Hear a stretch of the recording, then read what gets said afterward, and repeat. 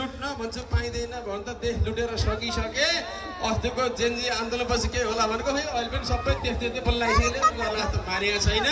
युवा जति विदेश गइसक्यो अहिले पाच्चा कच्चा पनि विद्यार्थीलाई तिमी ठुलो बसी गर्छ भन्नु त म अमेरिका अस्ट्रेलिया जान्छु नेपाल त बस्दै यहाँ फेरि मैले देश लुट्न भन्छु सबैले हात माथेर पाइँदैन भन्नु त जसले पाइँदैन भन्दैन त्यो फेरि भ्रष्टाचारको सन्तान हुन्छ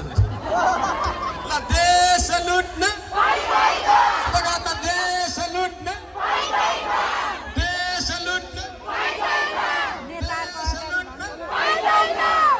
यसरी जनताले